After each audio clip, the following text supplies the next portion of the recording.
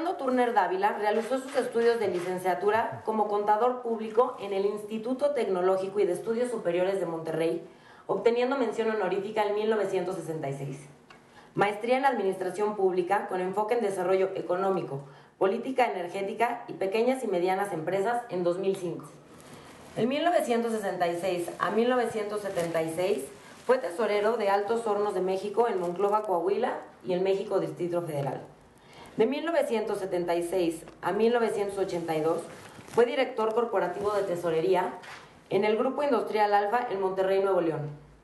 Al 2006 fue presidente nacional de la Asociación Nacional de Empresarios Independientes.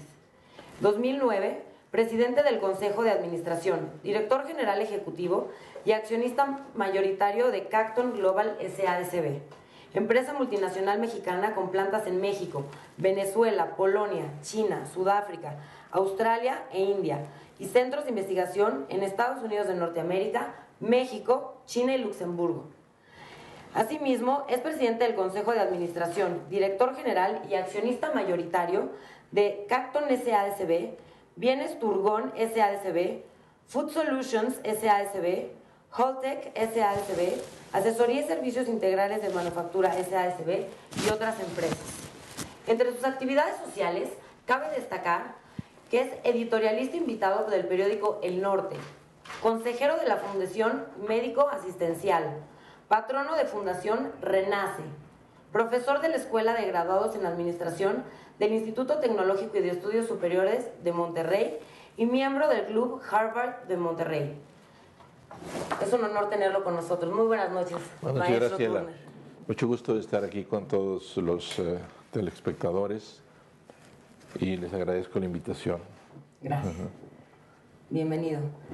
¿Nos podría platicar un poquito de su propuesta en materia de economía? Bueno, realmente es la propuesta de Andrés Manuel López Obrador que nosotros hemos ayudado a construir, pero es lo que él propone para México en caso de, como esperamos, tenga la mayoría en las urnas este 1 de julio. Lo que se propone Andrés Manuel es establecer o reactivar la economía mexicana y entrar en una nueva etapa de crecimiento, de prosperidad y de desarrollo, que mucha falta nos hace después de prácticamente 30 años. Yo creo que la mayoría de los que nos están viendo quizá ni siquiera habían nacido hace 30 años. Cuando México era, junto con Japón y Brasil, una de las 3 economías que más crecían en el mundo. De 1945 a 1976, por ahí 80, se podía meter también, México creció a una tasa anual del 6%, compuesta durante casi 35 años, con una inflación muy baja, menor a la de Estados Unidos.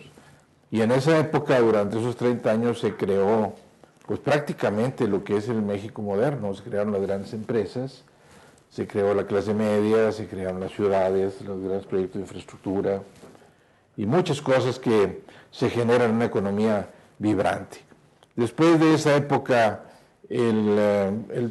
la política económica se ajustó porque el mundo cambió y sí requería cierto ajuste, y desafortunadamente ese ajuste no fue lo exitoso que debería haber sido, y México entró en una etapa de bajo crecimiento, por un lado, y de inestabilidad, o sea, de crisis cada 6 años. Y eso pues ha producido resultados muy malos. En 30 años, con un crecimiento de menor al 2% total y considerando el crecimiento de la población menos del 1%, se ha empobrecido el país en el sentido de que la mayoría de la población está en niveles inferiores a lo que se considera un nivel de pobreza. 52% de la población, 57 millones de mexicanos, de acuerdo con las cifras oficiales, no cifras de Andrés Manuel ni del partido de izquierda ni nada, están en situación de pobreza. y 22 millones de esos mexicanos no tienen ni siquiera el nivel necesario para comer. Entonces están en pobreza alimentaria, que se llama. Y de esos 57 millones de mexicanos, 12 millones se han generado en este sexenio. O sea que el sexenio ha sido muy malo en ese aspecto. Muchos se confunden porque dicen, sí, pero tenemos muchas reservas y el peso está muy fuerte y no hay devaluaciones y la inflación está baja. Y esos indicadores solos, pues no son suficientes. O sea, la prueba real de la economía, de una economía, es el bienestar de la gente. O sea, ¿qué tan bien está la mayoría de la gente? Eso es lo que busca una economía bien manejada en un país tan fuerte, tan rico como es México. Y entonces, en la medida en que nosotros generemos números financieros buenos, pero veamos que la población, una buena parte, vive en condiciones como las que he mencionado y que hay una gran desigualdad, pues tenemos que admitir que la tarea se ha sido hecha solamente parcialmente. Y probablemente, digamos, en una forma hasta inadecuada, puesto que no se ha invertido, no se ha ahorrado suficiente para que la población tenga un mejor nivel de vida.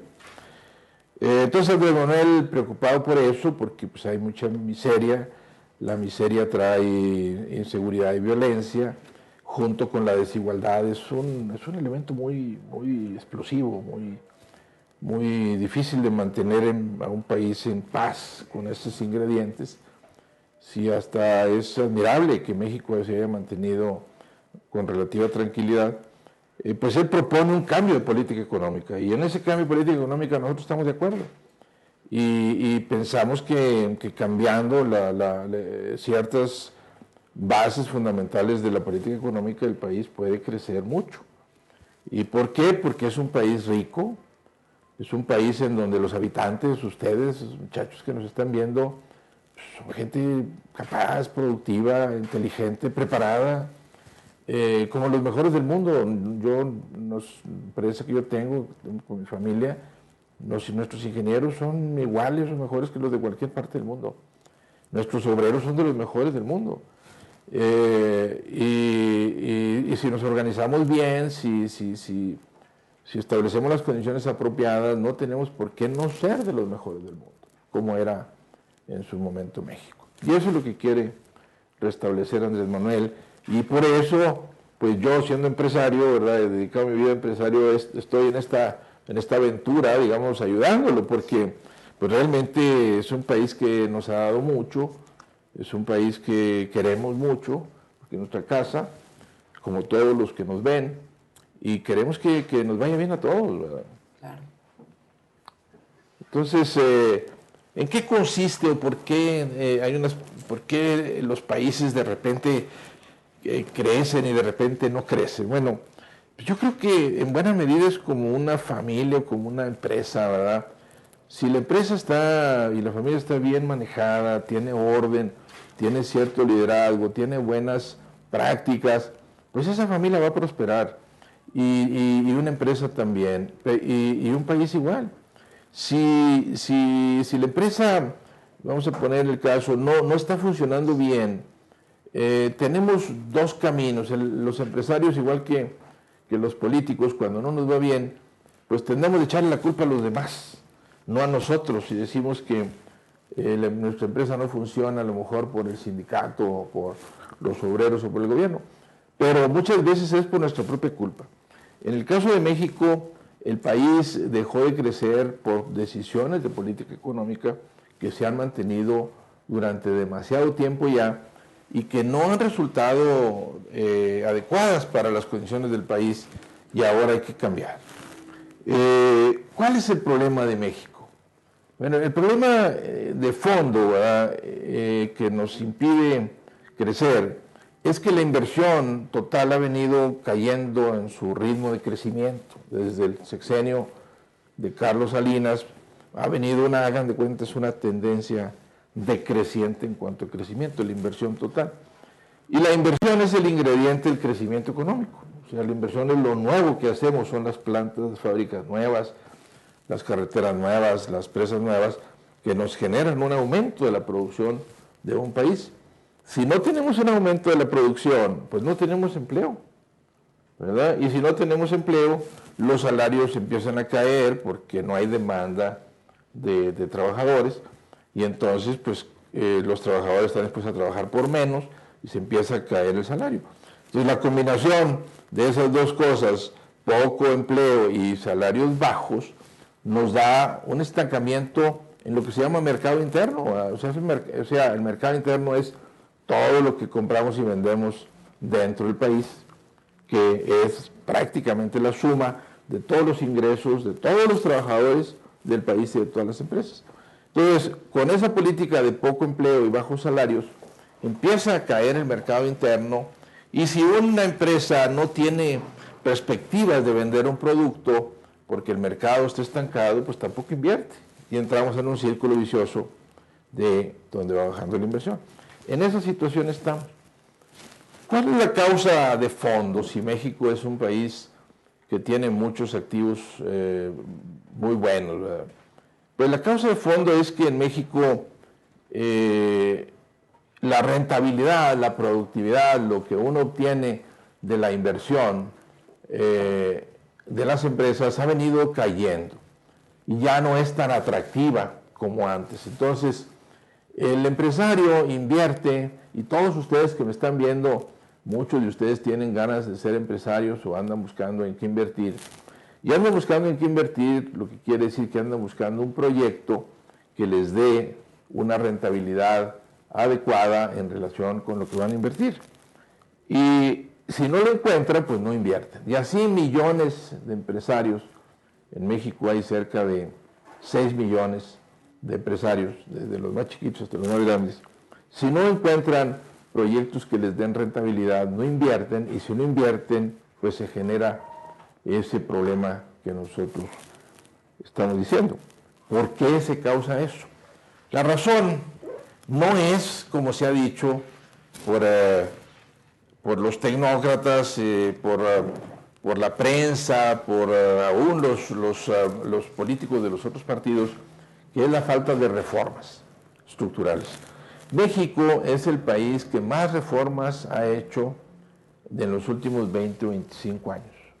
Eso no lo digo yo, lo dicen estudios de economistas serios en los Estados Unidos, y esas reformas no han producido los resultados posibles por una razón.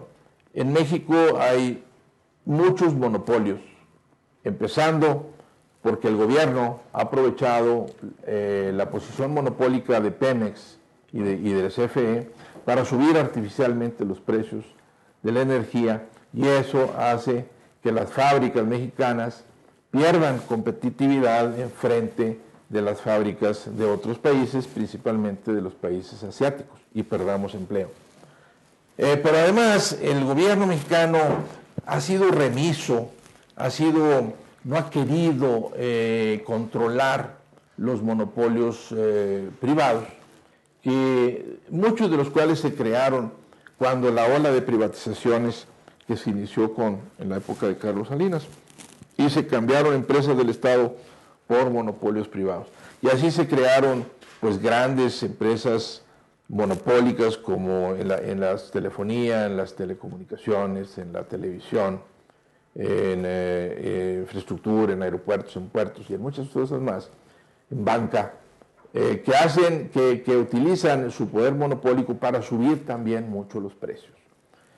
Como una buena parte de la industria nacional está sujeta a la competencia con el exterior, y esa industria no puede subir precios porque está sujeta a esa competencia, entonces ve cómo sus costos aumentan en una forma muy pronunciada, pero sus precios no aumentan en la misma cantidad, y eso hace que a la vuelta de los años las empresas pierdan rentabilidad, lleguen a perder dinero, y entonces los dueños dejan de invertir en las empresas, algunas las venden, otras las cierran, y eso hace que se pierda otra vez